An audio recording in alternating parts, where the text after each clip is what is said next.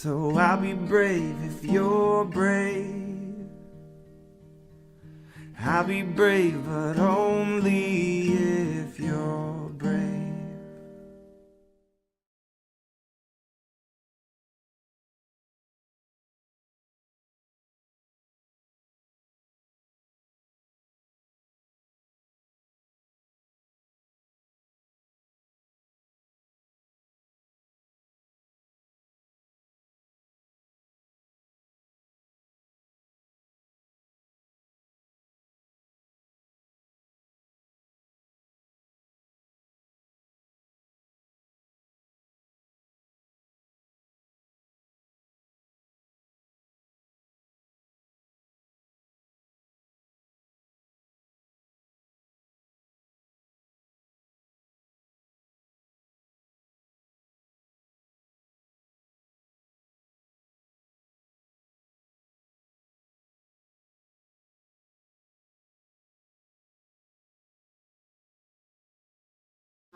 In particular, when we're talking about a lot of the conversations we have in this living room, as most of you who are veterans know, revolves around non-small cell lung cancer, because a lot has happened in the last decade and a half or so in that space. And the very, very good news is that those exciting things are starting to happen in the small cell lung cancer space. So there's a lot of hope to be found in this sort of area right now.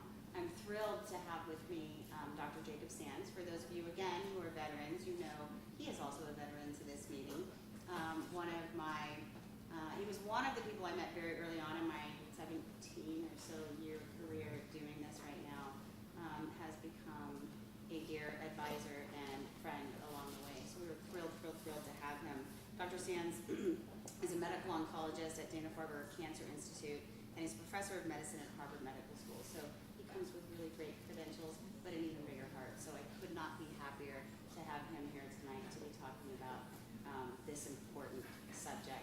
I want to remind everybody online that Michelle, over here in the corner, is available. She's moderating the online chat.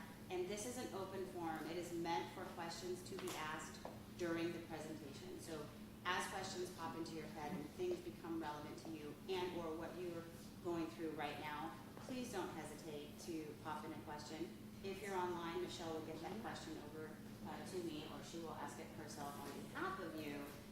And in the room, just give a hand and we'll pass you a mic. Before we get started, I would like Dr. Sands to introduce himself. As you guys have heard me say before, I could, run through his bio and just read from a piece of paper about who he is and why lung cancer is important to him. But it's so much more meaningful to me and to all of you, I know, to hear it from the horse's mouth. Thank you. It's wonderful to be back here. I'm assistant professor, but feel free to pass along that I've been promoted. Sorry, let my boss know. Sorry. But it's wonderful to be here. I really value this because this is speaking directly with patients, directly with families. And I think there tends to be a real gap. I know that from serving in the when they go in and see their doctor, I'll often be listening in. Let me know if the sound is okay or if we need to do anything more with it. But I'll often be listening in on the phone with them, and then afterward they'll ask me questions. Or if I'm not listening in, then it's actually even more challenging because they're asking me all these questions. I'm like, did you talk to the doctor? And I know they did, but I also know that it's just such a different setting. When you're in that office and it's the bustle of everything and you're trying to get answers, and then afterward trying to make sense of it, often that requires a little bit more discussion too. On top of that, in those office visits, you're not necessarily getting into the whole spectrum of what's happening in the field. And I think there's a sentiment out there that not a lot has changed in oncology in the last 30 years. And in fact, the last 10 years have been absolutely revolutionary. The advances have really been remarkable. Now, I don't want anybody to be in a position where they need the advances. And so we're talking about the excitement of what's happening and what's changing in the new technology. It's not exciting to need it. But until we're able to cure everybody, we just need to keep pushing for more and more advances. And the fact that there are people that need them, the advances are increasingly meaningful. And so we'll get into some of that as well. But as said, I'm Jacob Sands. I'm a thoracic medical oncologist at Dana-Farber. I lead our small cell lung cancer program.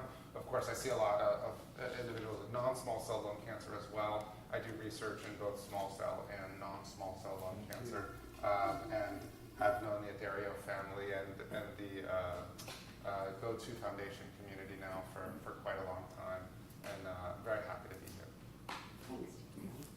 Thanks.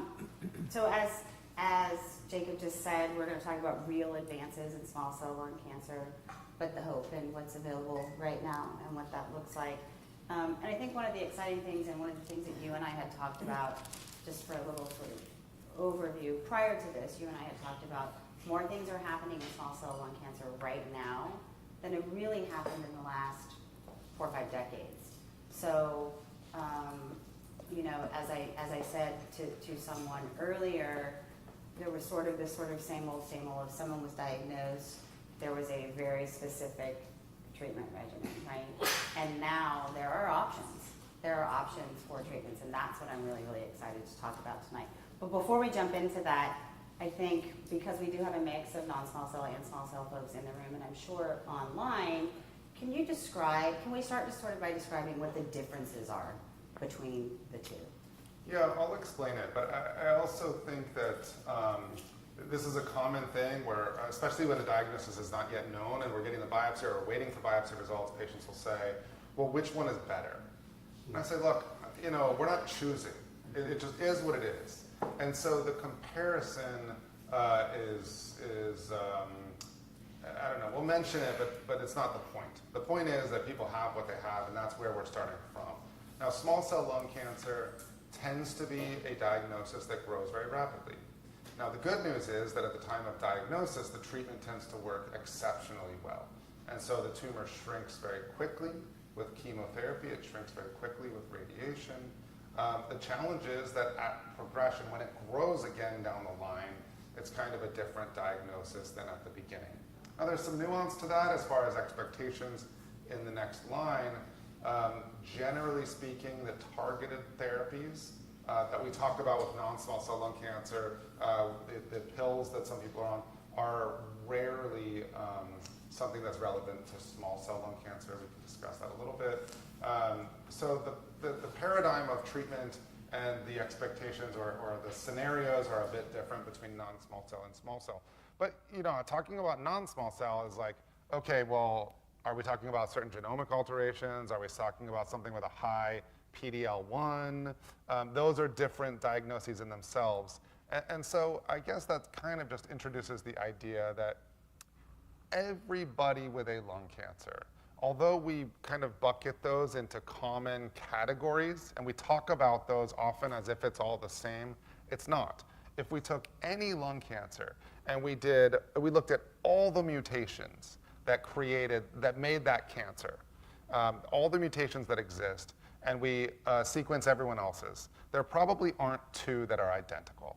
Which is to say that although these, we might say a lot of people with an adenocarcinoma, even adenocarcinoma with an EGFR mutation, getting very specific, those aren't all acting the same. There's a broad range of how those may act. And same thing with small cell lung cancer. So even these comparisons between different tumor types are, an overview that is not necessarily an acknowledgement of the fact that each of these are unique in themselves. And which means that the most common question I get is kind of something related to, well, how is this going to go? How long is the treatment going to work for? How long am I going to live? These types of questions, they're impossible to answer. There's broad range of possibilities. And we can discuss some of that. I think the challenge for any one individual when I'm talking to them is it can feel a lot like I'm sidestepping questions, but you really can't know. So then when you're talking about comparing non-small cell and small cell, it's an important question as far as kind of setting the frame of things, but as far as any one individual's experience with their diagnosis, that's a different topic. Yeah, I agree wholeheartedly, and I think what Dr. Sands is talking about is really this personalized medicine, and no 2 lung cancers are the same, up to, but not just including what type of lung cancer, right? non-small cell lung cancer is the most common, Yeah. right? Yeah. But underneath that umbrella of non-small cell lung cancer, we have, with the development of driver mutations, and you touched on this a little bit, we have created a subset of very rare, honestly, types of lung cancer within that bucket. And where small cell lung cancer, as a general umbrella, used to be the smaller, now because of how this is all parsed down, that's not necessarily the case anymore. And I think that's where I've seen, and this is my opinion, but we've seen this sort of shift in research being done, particularly in small cell lung cancer, where all of a sudden, I mean, and I'll say it, a community of people diagnosed with small cell lung cancer that was largely neglected might be a strong word, but not a ton of money was put into research for this subset of patients. Whereas now, That's true. Although I think it's more that it's just been a very challenging diagnosis. And technology is increasingly, just the science is moving faster and faster. So things like knowing that DLL3, a receptor that is common on small cell lung cancer, is a target that is valid. And there are multiple drugs being developed now that target DLL3 in different ways that have shown promising results. And so I think as the science has sped up, it's given us more information for how better to create these different drugs that will effectively treat small cell lung cancer. And go ahead. No, to the point you said, there are more drugs in development now for small cell lung cancer than probably the culmination of all prior studies for small cell. It is, there is a boom of science going on right now. Yeah, there really is. And I shared with someone earlier that, 15 or so years ago when I started going to ASCO, which those of you in the room, and I'm sure those of you who are veterans online are familiar with, which is the big American Society of Clinical Oncology, the big annual cancer conference that happens in Chicago every year. Back when I first started going, I would walk through the convention hall, and I was hard-pressed to find a lot of people working in lung cancer anywhere, right? And then that has grown into, you're hard-pressed to find anybody who's not. And now similarly with small cell lung cancer, you're hard-pressed to find these big, large pharmaceutical companies who are not diving deep into it. We'll come back to the DLL3 because Dr. Sands mentioned it, but first, I want to talk about what treatment options are currently approved for, well, let me step back for a second. Let's talk a little bit about staging for small cell lung cancer because it differs a little bit from how we stage other types of lung cancer. That's right. I mean, yes and no. Yes, the way that we broadly do it, there is still kind of the stage 1 through 4 for kind of more nuanced clinical trials, research aspects. But broadly speaking, how you treat small cell lung cancer is largely either a single nodule and plus minus one lymph node that's really out to the periphery that might be treated with surgery, followed by chemotherapy. More broadly, and that's an uncommon scenario, this is something that would be more commonly picked up in something like lung screening. I mean, inherent to this topic is mentioning lung screening, which maybe we can come back to make sure we touch on. More commonly, though, limited stage ends up being a lung mass and lymph nodes, often in the middle of the chest, but nothing beyond. And if it's all limited within that area, it's considered potentially curable, and it is treated aggressively with chemotherapy and radiation. Now, often, and this, everyone here and online may already know this, but usually when I'm seeing someone in the office and they've just been diagnosed and we're talking about chemotherapy, I'll often make the comment that many people picture that with chemotherapy, they're going to be laid up in bed vomiting without hair. And often people respond, well, that's exactly what I thought it meant. And now the chemotherapy for small cell, people do lose their hair. But thankfully, this whole idea of being laid up vomiting really broadly does not happen. Our anti-nausea medications are so good that that's not typically an issue. Now, it's not saying it can't be, but broadly speaking, it's not often what people picture.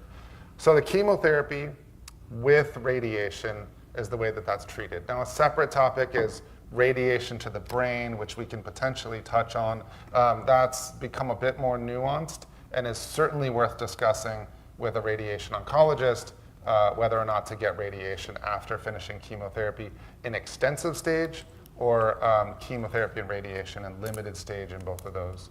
But that would be the treatment for limited stage. Now, extensive stage, we've had a big advance, really about 5 years ago at this point, where now extensive stage is spread beyond the chest, essentially, or too much to fit within one radiation field. So it's more than you could encompass with that very aggressive treatment we talked about, chemotherapy and radiation. And that is now treated with chemotherapy plus immunotherapy. Now, immunotherapy has been revolutionary, not in the treatment of everybody, unfortunately, but a subset of individuals that really have ongoing, extraordinary disease control in some cases. And I'll go so far as to say, I think that there are some individuals that are actually cured of this incurable diagnosis when it is stage 4, when it has spread, with the incorporation of immunotherapy. We see people that are sometimes many years now out. Now, first approved about 5 years ago. I think we need another 10 years before we can really say what kind of long-term control, because people just started getting it 5 years ago. But we do see people that are years in from initial diagnosis now.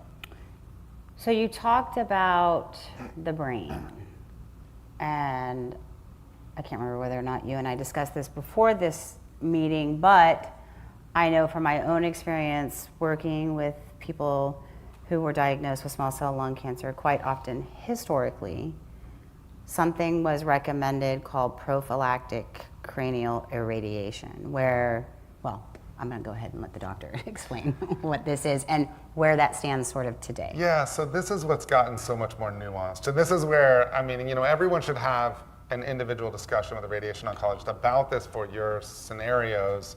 But broadly speaking, historically there were studies in limited stage and extensive stage. Those are the two stages we discussed, of people who half the group got radiation to the brain, half the group did not. Now it's called prophylactic cranial irradiation, prophylactic radiation to the brain. Prophylactic being no evidence, no known cancer in the brain, but this kind of preventative. Preventative is not quite the right term because what it's really doing is treating microscopic disease, so something that you can't see on a scan. Now, in these historical studies, the group that got the radiation did better, lived longer. But in those trials, there was not an MRI of the brain before randomizing to which group. And nowadays, MRI brain is very standard. So more recently, there was a study in Japan that looked at individuals that had extensive stage, so metastatic stage 4. Half them got radiation and half of them got observation with every 3-month MRI brain. Now, of the group that did not get the radiation, they were more likely to later need radiation, which makes sense. Everyone in the other group got it. They were more likely to later need it, but the outcomes actually were not so different. And so this raised the question of, well, maybe those historical studies, the fact that there wasn't an MRI done, meant that there were people who, had there been MRI done, you would have seen that there was disease in the brain, and therefore it was very much therapeutic, it was very much treatment, and not prophylactic so much. And so there's a study in the US right now, in limited stage and in extensive stage. And often what I'll tell patients is, hey, when you talk to the radiation oncologist, after that nuanced discussion, if you feel strongly that you want to get the radiation, you can get it. That's justified. If you feel strongly that you do not want radiation, well, that's often justified too. And if you're not sure and you say flip a coin, well then participate in the trial, because then you are assigned to one or the other. But if you have a preference, then you can choose that. And it's worth having that nuanced discussion though about anyone's specific scenario with a radiation oncologist. Yeah, and I think this is a really important time maybe to sort of interject, or a relevant time to interject the importance of having the conversation with your healthcare providers, whether it's your medical oncologist, your radiologist, your radiation oncologist, like whoever you're having this conversation with. It's important that you educate and empower yourself to be able to have these informed conversations, right? Because you don't know what you don't know. You don't know that you should be talking to Doc X, Y, or Z about X, Y, or Z unless you know what X, Y, or Z actually are. And so I think that's an important sort of like thing that we try to do in this living room and in other program areas across GoTo is bring you this information. And when we're talking about this prophylactic sort of, cranial irradiation, that's a big decision because radiating the entire brain does not come without its own potential set of, issues. That's right. Now, there have been some advances. The way that that radiation is done now is a bit different than the way it was done before. They now spare areas of memory. Yeah. There are some drugs that can help prevent some of the side effects too. I think it's often a much scarier kind of an idea than the experience of it. Meaning, we're talking about radiation to the brain just as a concept is often a scary kind of idea. But there are some real potential side effects as well, and you can't always predict exactly how that will go for everybody. And so, I often will make the analogy when talking about the side effects of chemotherapy or immunotherapy, but relevant with radiation too, is saying, if I ask you what'll happen on my drive home, not to say that a drive home is the same thing as as a cancer treatment, but just to make the analogy, what'll happen on my drive home, you'd probably say, well, you'll be fine, maybe hit some traffic. Traffic in Boston's awful. Traffic in San Francisco I know is awful too. So you might hit some traffic, but you'll be fine. And I'm like, well, what are all the things that can happen? Yeah. Now that becomes a really long, scary list of possibilities. Now, broadly speaking with radiation, again, not that it's the same thing, there are some toxicities that are more common than others, but what can happen becomes this long, scary list. Yeah. But you need to balance that out with what is the true benefit, and that's what we're saying is, well, there's now more study to be done to better define this. Yeah, and I think it's a goals of care conversation, right? Because and a better understanding, and not that I want to make this a whole disparities in healthcare conversation, but it's also an understanding.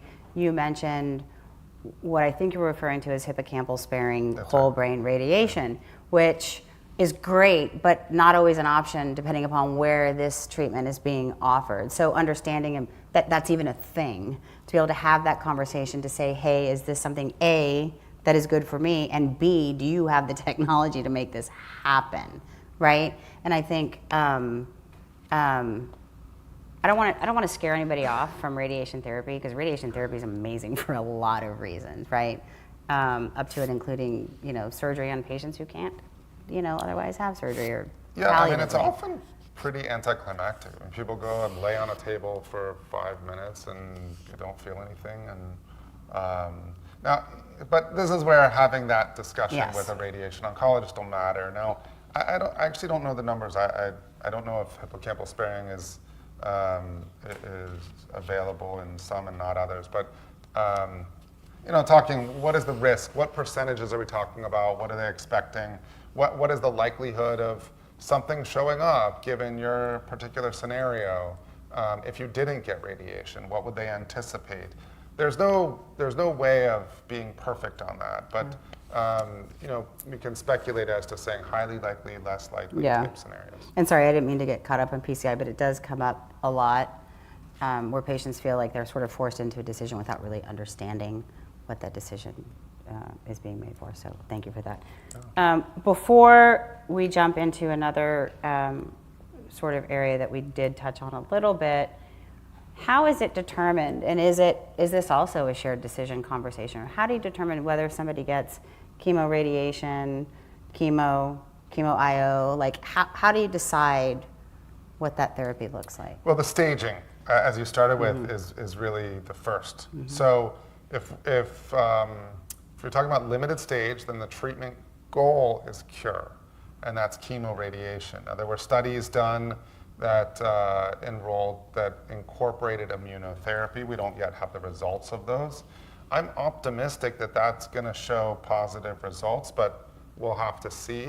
I don't know when that data will be available, but I can't imagine it'll be too much longer before we get something. But right now, chemotherapy and radiation together, and then you talk about radiation to the brain, prophylactic cranial irradiation. For metastatic disease, for stage 4, then it's chemotherapy plus immunotherapy. Now, there are certain other diagnoses that could make it very high risk for giving immunotherapy. These are things like autoimmune diseases. So if someone is seeing a rheumatologist and on treatment for some kind of autoimmune disease, rheumatoid arthritis, Crohn's disease, things like this, then in those cases, the immunotherapy might not be recommended. That being said, if the diagnosis is something that for years has not required any active management, then maybe the immunotherapy could still be utilized.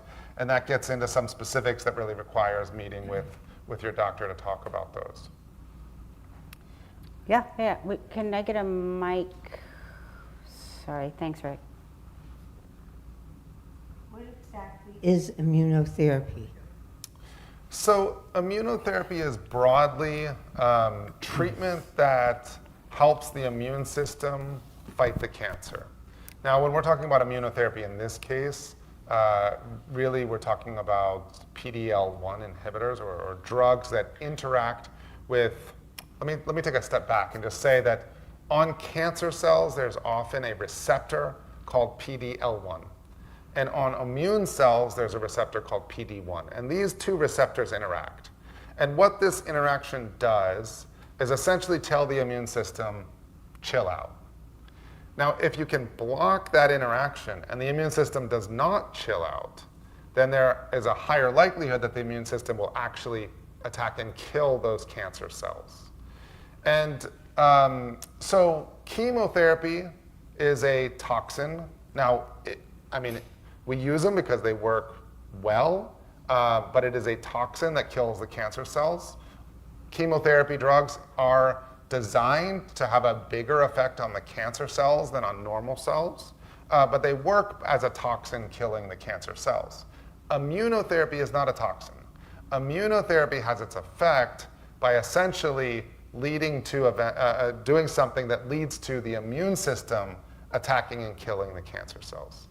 Now, the side effects from these immunotherapy drugs, thankfully, most people tolerate it without much in the way of side effects. But when there are side effects, it's from the immune system causing inflammation in areas where we don't want it. So if it's causing it in your skin, that causes a rash.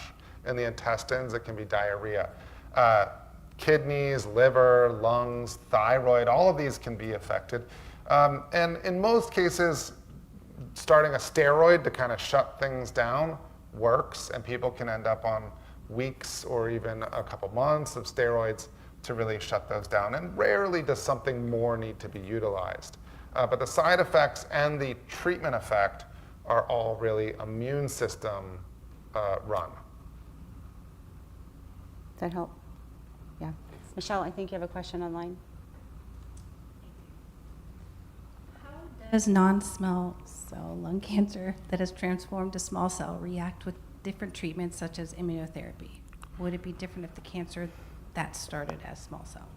So that's a great question. And there is increasing amounts of research around non-small cell that has transformed to small cell. So this is, just to explain that, this is something where the diagnosis is non-small cell. Now commonly, or more commonly in that case, it's an EGFR mutation, so a type of adenocarcinoma that's been treated with targeted therapy, although it can happen with others, where part of the resistance to that drug, where the cancer starts growing despite the treatment, is because it transformed. And it went from non-small cell to small cell. Now, that is something that we don't have nearly the amount of research in that specific population as we do with small cell lung cancer at initial diagnosis. But the research that we have really suggests a lot of similarities. So the DLL3 expression that I mentioned, that is also seen in these EGFR transformed or becoming small cell lung cancer. The small cell lung cancer drugs, the initial drugs we utilize tend to work. As far as getting into some more specifics though, we don't have a lot of the specifics as far as what percentage of people do immunotherapy work. I don't know that we have enough numbers to really be able to confidently say, that as far as next lines of therapy, this is really an area of ongoing research. So right now we largely treat those individuals like a small cell lung cancer, certainly on the initial diagnosis. Whether or not to incorporate immunotherapy, there's discussion around. I think sometimes people will continue the targeted therapy in some cases and then add in chemotherapy. In others, they'll give just the chemotherapy, and then in others, it'll be the chemo and immunotherapy. I could hear that answer sounding kind of like, well then, what do we do? And that's the research. So I do think immunotherapy is still an important consideration. It's still some in that population. If you're doing targeted therapy in that EGFR specific case, you cannot do immunotherapy because the combination can cause real risk of side effects. But at some point, getting treated with immunotherapy, I still think is very important, even if not in the initial treatment. Feel free to ask other questions around that. I think it's hard to describe, it's hard to answer that without the nuance, but it's hard to describe the nuance without it kind of being a non-answer or sounding like a non-answer. Yeah. And whoever's answering that question, to Dr. Sand's point, if there's more clarification, bring it. But while we're waiting for maybe that, I want to jump into, we talked a little bit earlier about, you talked about chemotherapy and people's fears around, they're going to feel horrible, they're not going to be able to get to bed, they're going to lose their hair, they're going to be throwing up all the time. And let's talk a little bit about supportive or palliative care. Yeah. And what that is, what role it plays, and when it should become part of someone's treatment plan. Yeah, so over the last, I'd say especially 10 years, but even before, so Dr. Tamil out of MGH published a study in the New England Journal of Medicine with early incorporation of palliative care.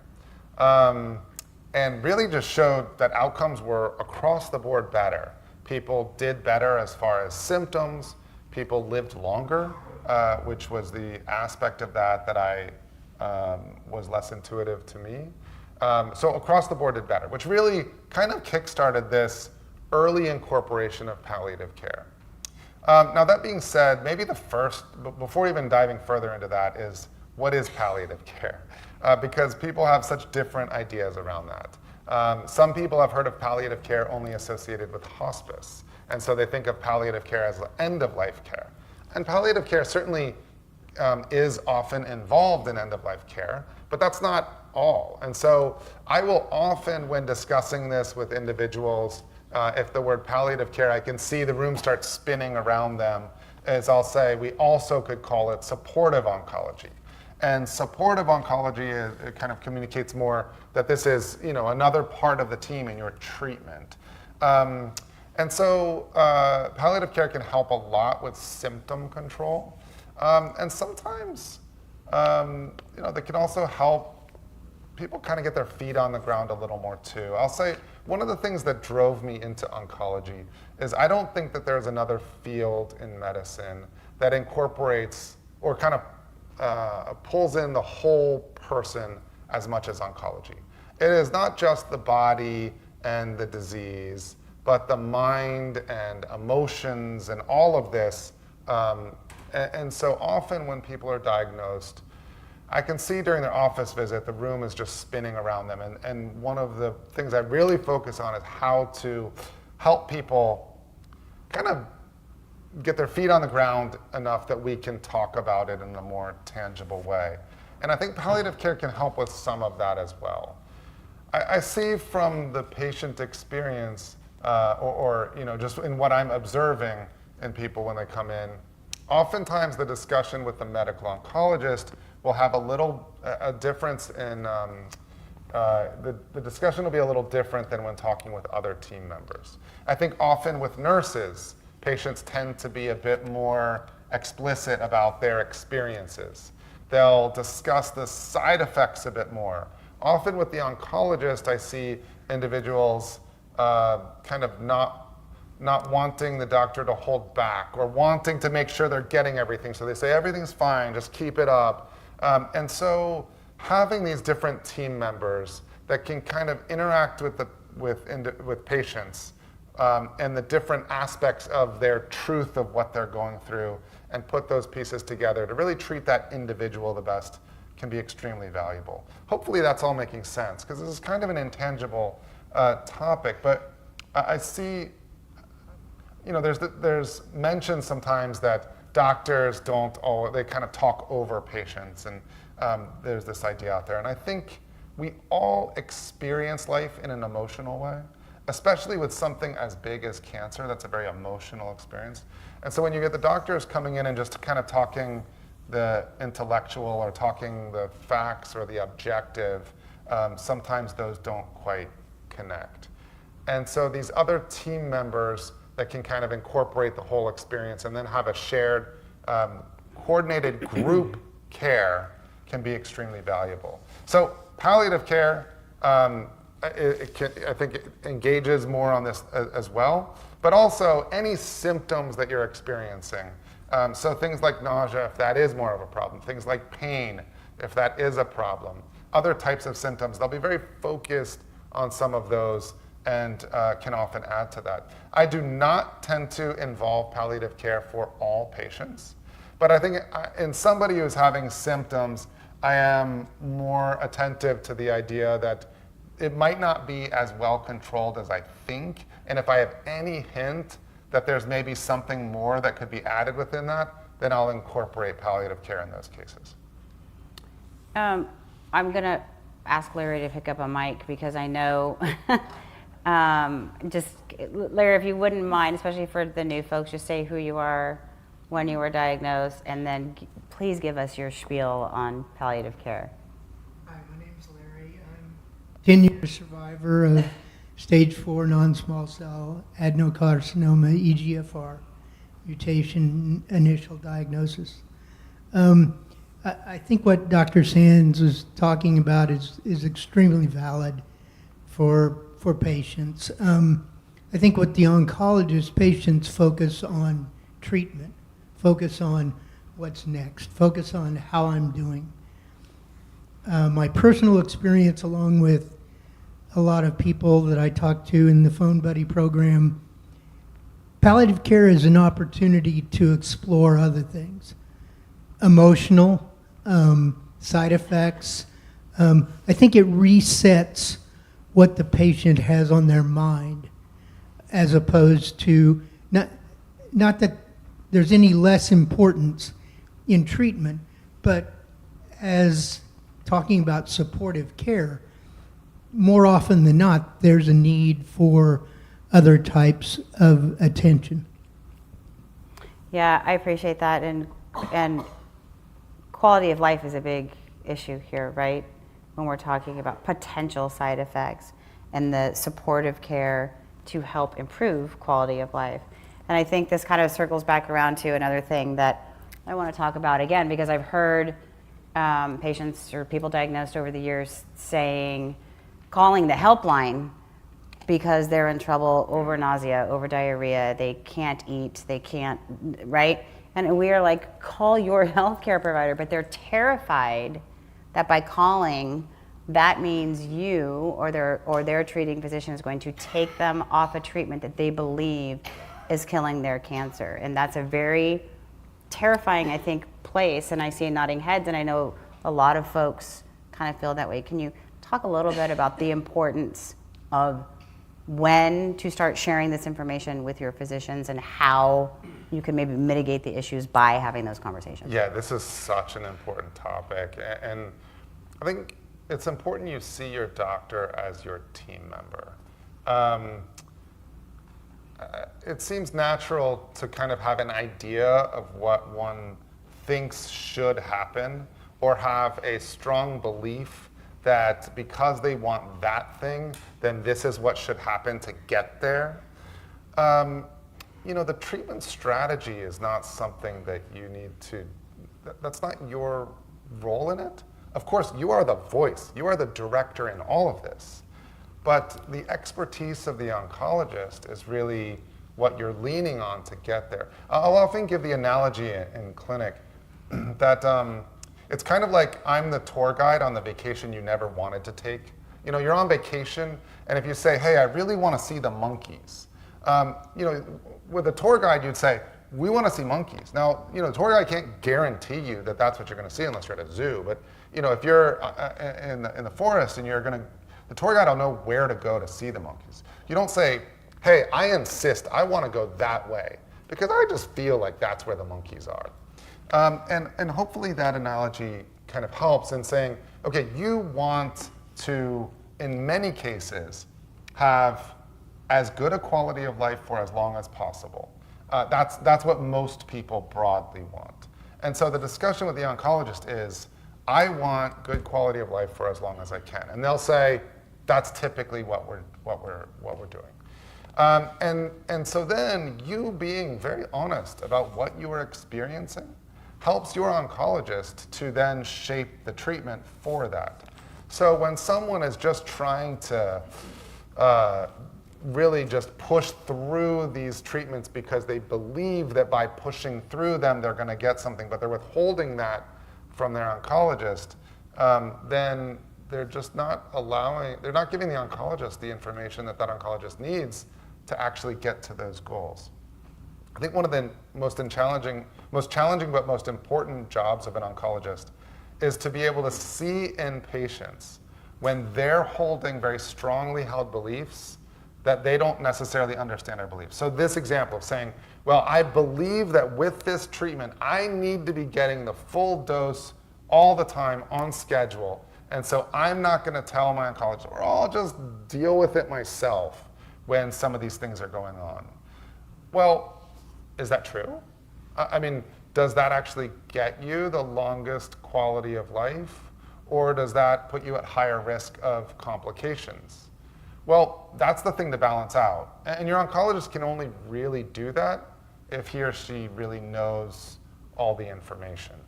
And so you are that, like I said, you know, I'm the tour guide on the tour you never wanted to take, but here we are. And so I think it's important for patients to, one, know that this is your life. Anything you say or request or ask is valid. And the medical teams should take it that way. And so you ask them anything you want, you let them know your goals, what you want, and then you trust them. And if you don't, then you have the wrong oncologist. But if you trust them, then you share what's going on with you, and you as a team then work toward what it is your goal is. Take it away, Larry. I think the other point that you touched on is really important, and that's dosing. Just like no two people respond to the same treatment the same way, I think every individual has their own level of dosing that is a happy medium between treatment that's effective and controlling side effects. I personally just cut my dose in half on a new targeted therapy. I know Joanne is on a trial where she's done dose reduction twice, and I think the point is that everyone has their own medium where the dosing is right and the side effects are controllable. Thanks, Larry. I just want to check in online. Are we good? Yeah, I also want to be mindful of time, and I want to get into some of the good stuff, this new age stuff we're talking about. Let's talk a little bit about what's happening in research and what the data is showing. Yeah, so first of all, we mentioned so this is mostly in metastatic, although I mentioned limited stage incorporating immunotherapy has been done, those trials have been done, and we should have data sometime in the near future, I would expect. So we're now going to talk in extensive stage, so stage 4. So chemotherapy plus immunotherapy is the standard of care. And like I said, immunotherapy is, for a subset of individuals, is leading to years of disease control. And I still have, I have a patient that I treated on one of these trials. So she's now more than 5 years from when she was initially diagnosed, has not been on anything now for years at this point. And some of these really extraordinary outcomes we're seeing. But it's not everybody. And unfortunately, it's just a subset of individuals. So the research is really more so after that point. After that point, we do have The newest drug was from a few years ago. There's a drug called lurbinectedin. This is another chemotherapy. This is a once every 3-week drug, so I think the schedule is good. It's not a home run. It's a step. It's another drug. It's another step in the incorporation of others. More novel therapies right now are really multiple that target DLL3. So as I mentioned, DLL3 is a receptor on the surface of many small cell lung cancers. There was an initial drug which unfortunately was not quite effective enough and caused too much in the way of side effects in the past. But that one targeted DLL3. It delivered chemo essentially to drugs with that DLL3 receptor. And it really showed that this is in fact something that exists on these cells. There is probably the furthest along is a drug called tarlatamab, but this is a drug that binds DLL3 and binds immune cells, pulling them together, creating an immune response. And this, like the other immunotherapy, we're seeing a subset of individuals that really have extraordinary outcomes, long-term disease control with this drug. There are others in that class as well now. And so there are multiple of these drugs that bind the cancer cells and bind immune cells, pulling them together. There are other drugs now being developed that have a different target for the immune cells, so it brings in a different kind of cell from the immune system, along with the cancer cell to again create an immune response. There are drugs called antibody-drug conjugates. So this is a drug that binds a receptor on the surface of the cancer cells, and it pulls that drug in where it releases the chemotherapy inside the cell. So it's kind of like a targeted chemotherapy that then is treating these. And there are multiple different receptors now for small cell lung cancer that are being utilized in this way. So different ways of essentially accessing or utilizing like doors to those to small cell lung cancer to be able to deliver the chemotherapy into the cells. There are other drugs that hit different pathways. And on top of this, I'm kind of not naming all of them because I don't know if all the names matter as much as just the classes. So the other thing that overlays small cell lung cancer now is this framework of, can we subtype small cell lung cancer? So non-small cell lung cancer, we talk about adenocarcinoma, we talk about squamous cell carcinoma, and there are other less common ones. Within small cell lung cancer, it's just been all small cell lung cancer. But what we see is that there are probably 4 broad subtypes of small cell lung cancer. Now, those have been defined, and how best to test those in a way that's really scalable, I think, still needs to be sorted out a bit. But what those mean, there's a lot of ideas about how those might affect treatment outcomes if we were to take a drug in development and say, wow, well, it tends to work better for this subtype than others. And we really focus the treatment on that subtype. And so this is something that's really being looked at within studies as well, as far as better defining what the clinical meaning of those subtypes is, how that would affect the treatment outcomes, and then the development of some of these drugs relevant to those subtypes is really an ongoing area of study. And I think before I make my comment, when is the right time for the person diagnosed with small cell lung cancer to start thinking about or having conversations with their healthcare providers about clinical trials? Right at the beginning. So small cell lung cancer tends to grow rapidly. So it's not necessarily something where you want to wait, but that doesn't mean you can't. When someone's having symptoms, particularly the more severe the symptoms, the more rapidly you really need to start treatment. So there's a balance here. If it's going to take a month to see somebody, you need to get started. If you're interested in a trial, actually, when you contact one of the academic centers to say, I have small cell lung cancer, I want to be seen, it's good to highlight, I haven't yet gotten treatment and I'm interested in trials. That it's possible that will kind of then fast track you for the oncologist that is running these trials, that's writing these trials, to then say, oh, we've got these research slots. I mean, I don't know. I do, because small cell lung cancer is something that cannot wait for treatment, whether somebody has initially not started initial treatment or later line treatments, if they call into Dana-Farber to say they want to be seen for small cell lung cancer, the schedulers contact me immediately to say this person is not on therapy. If somebody's on therapy, sometimes someone has just started treatment and they want to get a second opinion.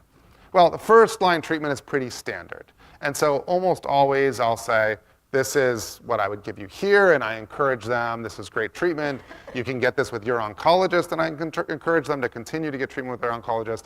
And I say, at the time where it grows, I will get you back in very urgently, because to be able to discuss clinical trials, you can't yet have started a treatment. So I make sure we fast track everybody in to have this discussion. But for someone who's been diagnosed, the treatment you're going to get at every center is likely very similar, if not the same thing. But it's still good to be seen just to make sure. If you can be seen before starting treatment, that means clinical trials may be an option. There are trials going on, even in the first line. But in the first line, if you're not on a trial, the treatment works really well. The first line treatment for small cell tends to work great.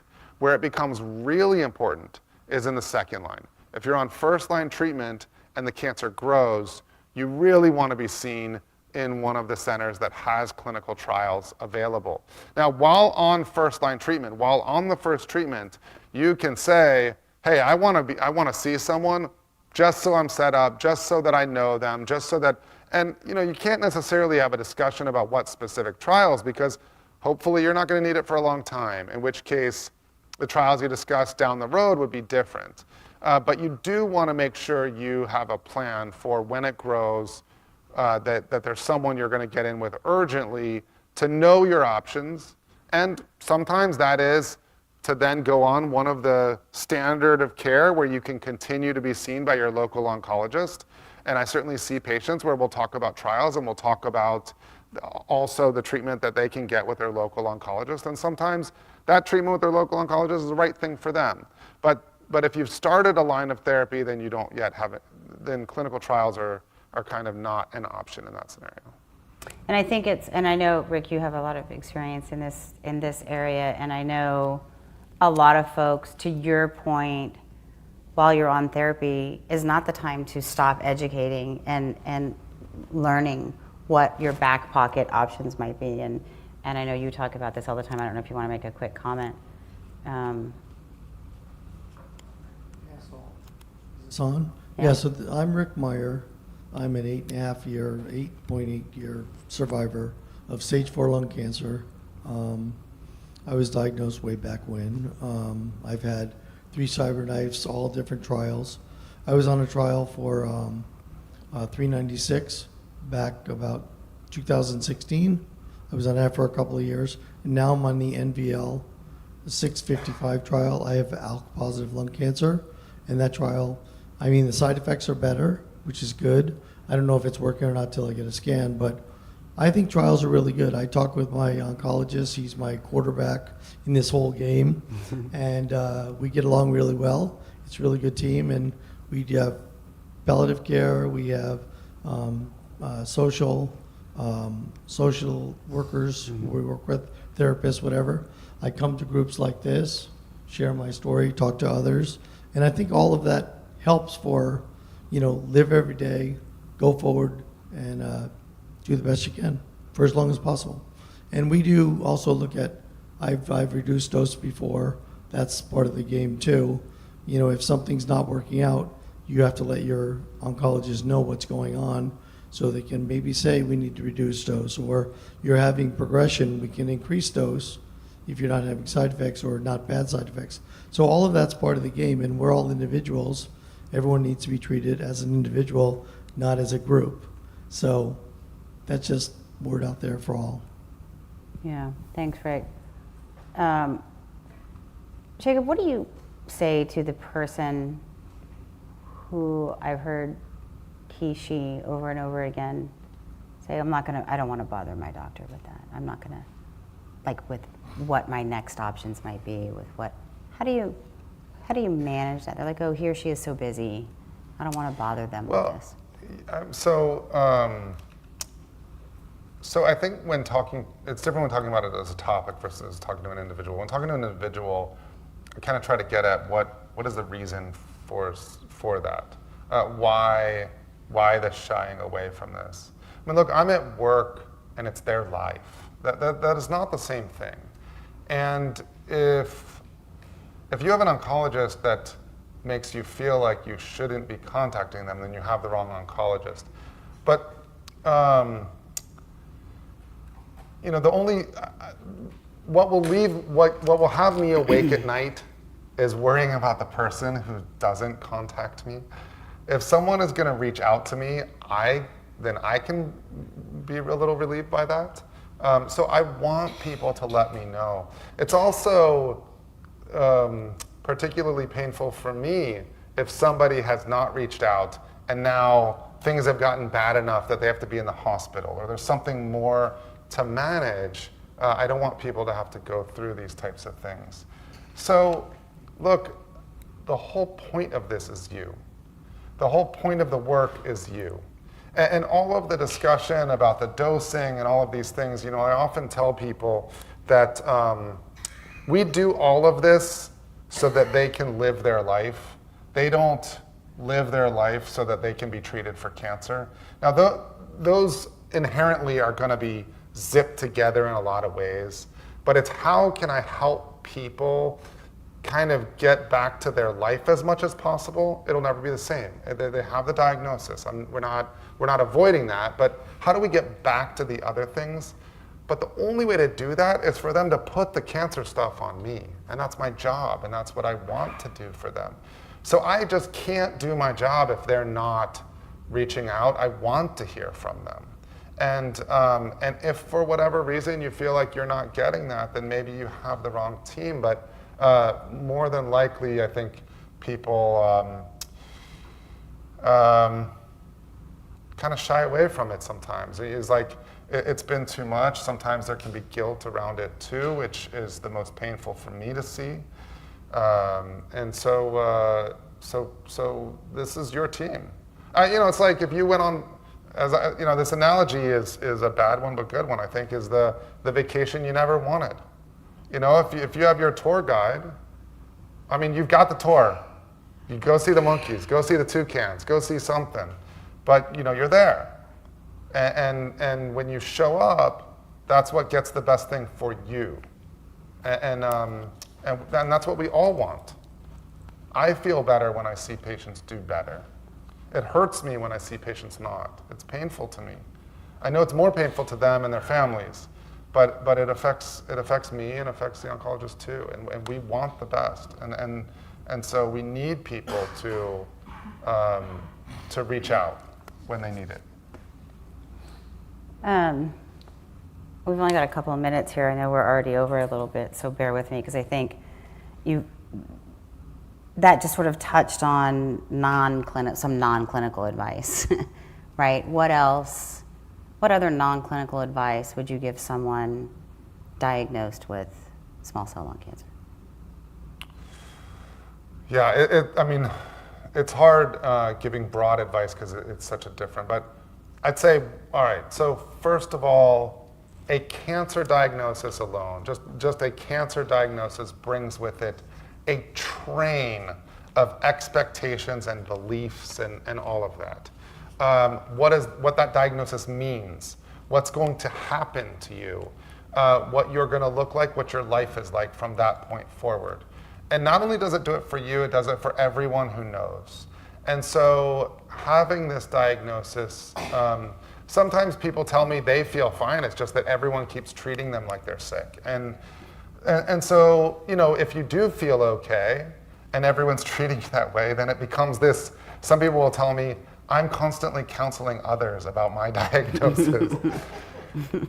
So, first and foremost, I'd say when a diagnosis happens, get your feet on the ground, center yourself. You are the same person. You have a diagnosis, but you're the same person. That's not minimizing the diagnosis. I'm not saying it's small, but get your feet on the ground. Get your core group that you can still just be you with. Now there might be individuals that could totally be that. It just requires you interacting with them, close family members that are doing everything they can for you. They just don't know, and they're dealing with it themselves too. Sometimes for family members, it's particularly hard because their whole focus is on their loved one, and so their own processing of stuff isn't happening. So if you get your feet on the ground and you recognize, hey, I still need us to just be us, communicate that. They might need some processing too. This is all very individual. But create that core and create that trust and be honest with your oncologist and get a sense of what does this mean. But the only way you can really get a sense of that and retain it is if you get past at least that initial surge of fear that is so disorienting. When you have that, it's hard to really kind of have your feet on the ground. So everything, it's like trying to swim in the middle of a big ocean wave that's crashed. You have to get your bearings first, and it's okay to get your bearings, and it's okay to have all these emotions, and it's okay to have days where you just cry all day. That's okay. That's part of the experience. There's nothing you have to do. There's nothing you should do. This is an individual experience, and you matter. You're valuable. Get your feet on the ground, and ask for what you need. Communicate, and breathe, and breathe, and just try to slow it all down. And as you do that, you'll get more of a sense of what you need in the process. But you're still you. I love that. Yeah. So here's a scenario. Ready to start small cell lung cancer chemo in a week. Thinking of getting or going to get a second opinion. Is it best to postpone your already assigned treatment to get the second until you get the second opinion, or can you just go ahead and start the treatment, the chemo, while getting the second opinion? So, at the initial, it depends on how long that second opinion is going to be, how long it will take to get the second opinion. And it depends on what the symptoms are. The more there are symptoms, the more important it is to start urgently. The less symptoms there are, the less of a change. If over the last 2 weeks there's a huge change that's gone on, then that suggests there's much more urgency to getting started. If everything is generally okay and you just see it mostly on scans, then maybe you can wait more time. Shouldn't be a month. That'd be a very long time for small cell. So it depends on the urgency of being able to be seen. I think in the first line setting, meaning there hasn't been any treatment yet, the treatment tends to work great and is generally the same from center to center. And so the importance of a trial isn't as much in the very beginning, but if you can see someone, it's still good. There are first line trials and they're worth considering, but they're not as crucial as later on, as after that first one. We good? So there's a couple of things I want to reiterate. Education and empowerment, really digging deep, or having a family member, a caregiver, a loved one dig deep for you so that you understand your diagnosis. Ask questions. Don't be afraid to talk to your healthcare providers. Like Dr. Sand said, if they don't like you asking questions, they're probably not the right person to be treating you anyway. We have resources and support for both non-small cell and small cell lung cancer patients. Lean on us. We are here to be extensions of your healthcare team to help with that education, support, and empowerment. And as those of you in the room and many of you online, or those watching later know that have connected with us, know we mean it when we say what Dr. Sands just said. You are not defined by your cancer. You are your own person, right? Know who you are. Second opinions are important. particularly in a lot of the work that we do in our outreach into more rural communities of this country. Folks don't always have access to people like this guy right here, right? That's not to say that there's not a lot of general oncologists and community centers around this country and around the world who aren't fantastic, because there are. But when you're looking at something like a lung cancer diagnosis, it's important that you are with someone who understands what's happening and has their finger on the pulse of what's happening right now.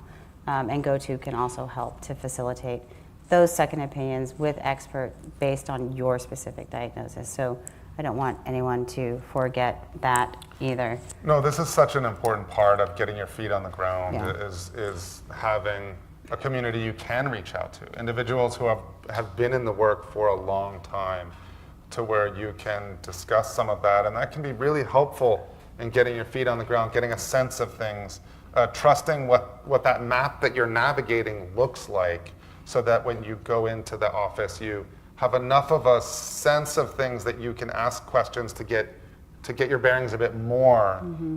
So I think organizations like GoTo are really crucial. They serve an incredible role in this. Yeah, I agree.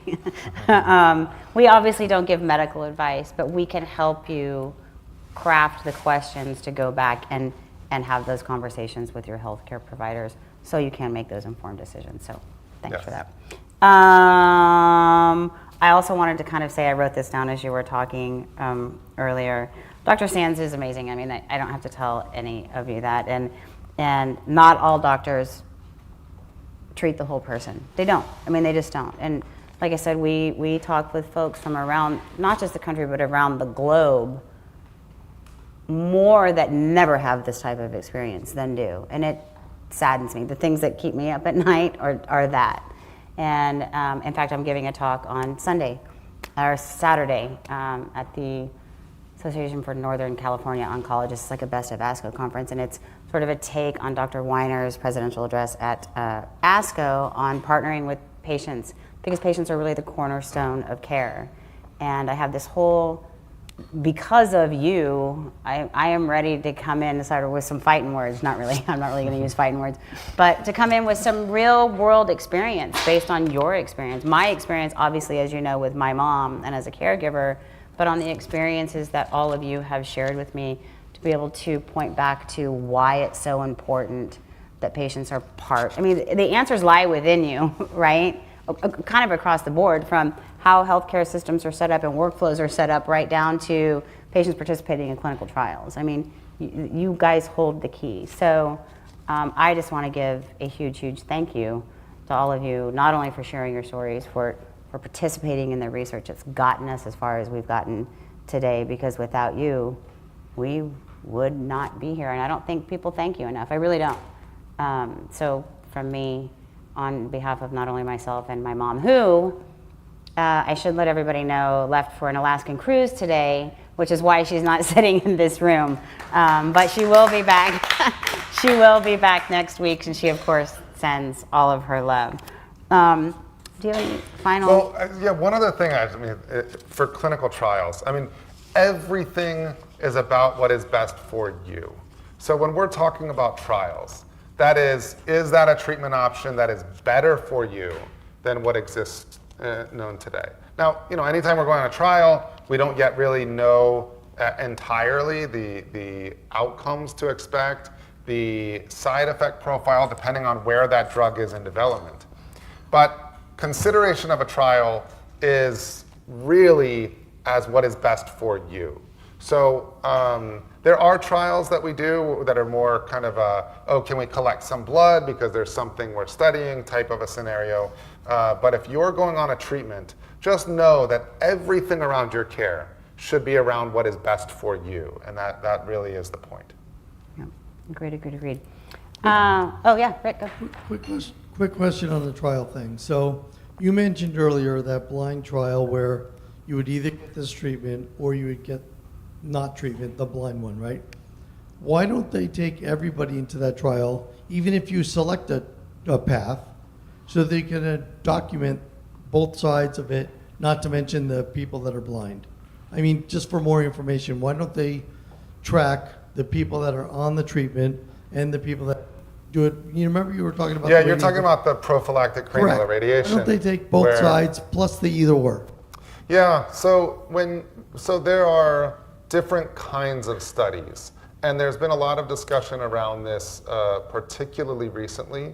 But coming to a statistically proven outcome requires a randomization plan. Now, I could document what color socks I'm wearing one day versus another and the amount of traffic I get into. And that might end up showing that, oh, when I wear red socks, I'm in more traffic. Well, how real is that result? Is that just a by chance thing? I mean, obviously wearing red socks wouldn't. But maybe it's the days that I sleep in later are when I tend to pick red socks. Or the days that I'm bringing my almost 4-year-old and almost 2-year-old to daycare, where my daughter will pick out my socks. So she tends to pick blue socks. So then I'm leaving earlier in the morning, and because, yes, they're blue socks, but we're leaving earlier in the morning, and so there's this kind of correlation, which is to say that if it was all observational, we'd have a lot of data. What to really do with it? Do the people that choose not to get radiation have better outcomes because they tend to have all of these other differences to their scenarios? Or is that real? Now, one could argue, the natural response to that would be, well, if we have all of these other details, couldn't we sort that out as well? Possibly. And then that becomes a huge data collection across a lot of people, which is just this enormous study, which would also be a huge cost. And so then who's covering the cost of that? And then it's like, well, if we're going to do all of that, is that better, or having this smaller randomized study where we can then say, well, we have these certain factors. What time I'm leaving in the morning would be a randomization factor. The color socks wouldn't necessarily be a randomization. But things that might affect the day of the week, the time I'm leaving, whether or not there was an accident somewhere along the way. These are the things where you could incorporate in expectations around traffic, to go with that analogy. And so for prophylactic cranial irradiation, these are the things that you'd have specific things for that in how you then randomize or choose which arm people are in. Now, I do think that we will get to, and one thing I'd like to do more of is getting to some more observational stuff where we can have specific factors, although this would still be done in a focused way, have specific factors that we can match across. So we might not take both groups and say, okay, well, what are the differences in those groups, but rather take subsets of individuals from those groups that match in other factors to then be able to look at the comparison of those. And this is the type of thing that's being done a bit more now. There's a recent lung cancer trial that has a more kind of a natural approach in some of this, but this is statistical gymnastics in some ways to try and then get to what you consider a valid result. Hopefully that makes sense. Good? It makes sense, but what I don't understand is a lot of people don't go in trials because they don't want the random of, I'm either going to get that or I'm going to get this. And they might want this or they might want that. And not getting their information when the rest of the world, everything around them, whether they're a guy, girl, old, young, whatever, they live in San Jose, they live in Cupertino, whatever. That would all be random anyway, just the drug would be different. Why would they not want to look at that and say, these guys on scans go 2 years, 6 months, whatever, versus 1 year, 8 months, and you could at least look at it in big numbers? Wouldn't that give you a pretty good idea on the drug versus the other drug? It can be a lot messier. There's a real balance in clinical trials in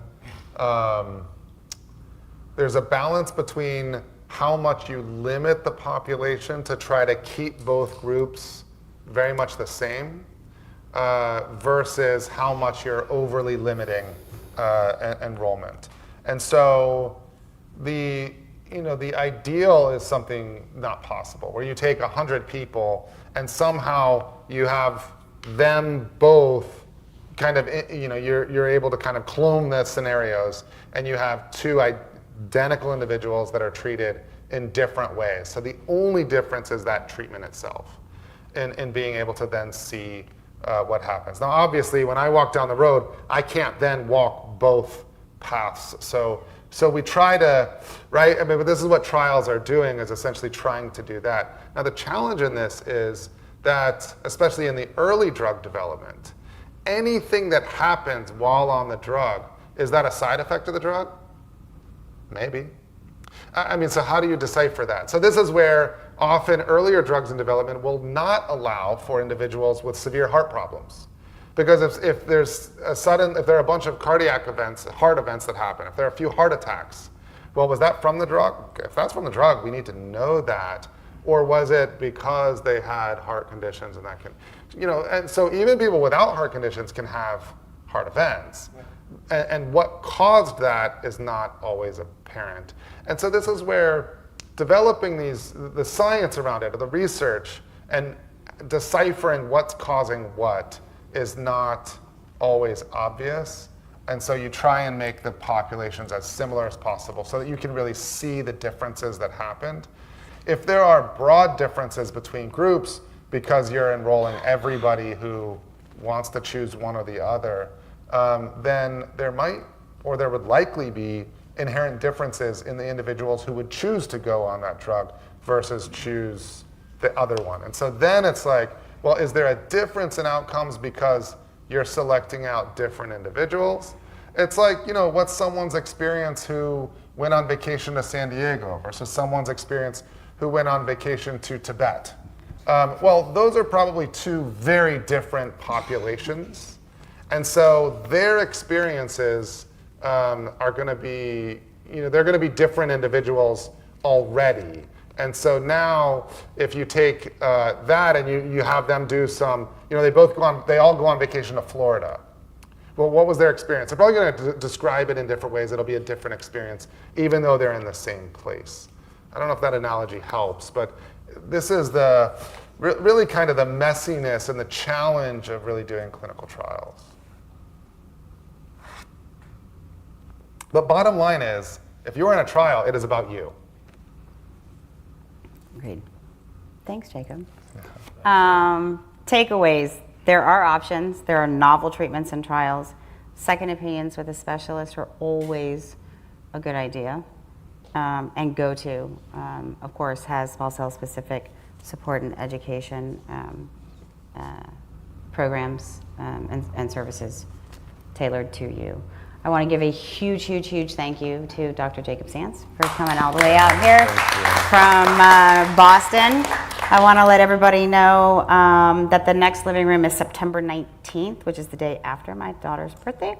Dr. Kyle Hogarth from the University of Chicago, he's coming to talk about what's new in pulmonary care. Some of you may remember Dr. Hogarth did a living room for us at the early stages of COVID, and God bless him, because he was on vacation, and internet went out in like this cabin he was in, and he had to get in his car and travel down the road to outside some cafe, I don't know, in order to find internet. He did the whole living room from his car with his little dome light on. So we're really excited to have him back here and in person, as we are to have Dr. Sands back in person. So please join us. It's pulmonary care, as you know, and Bonnie talked about it all the time, and anyone you talk to at GoTo, particularly on the PSS team, is going to talk about how important it is to have a pulmonologist on your care team.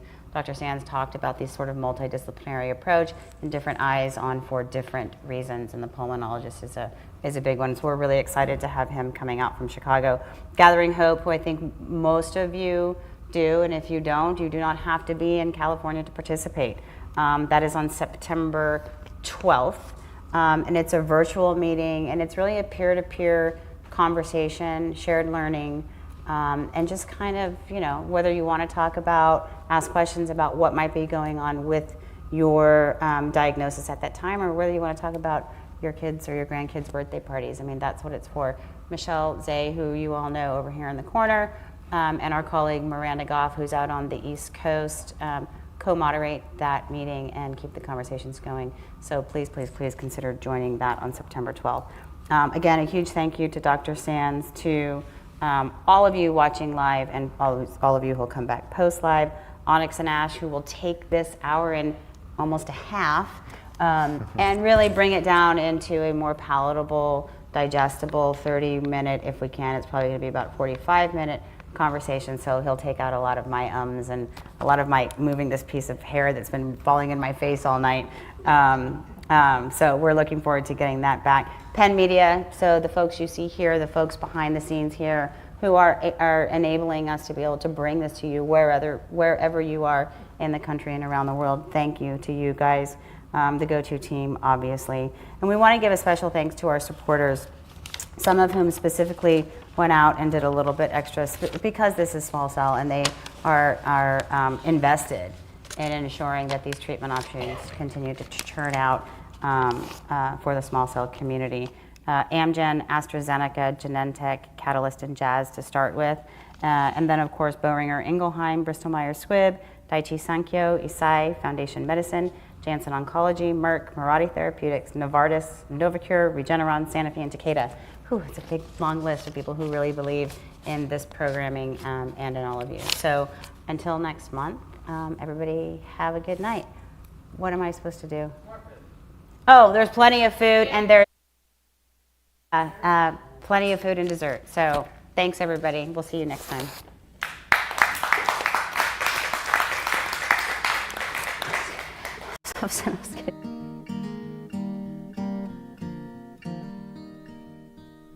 So I'll be brave if you're brave.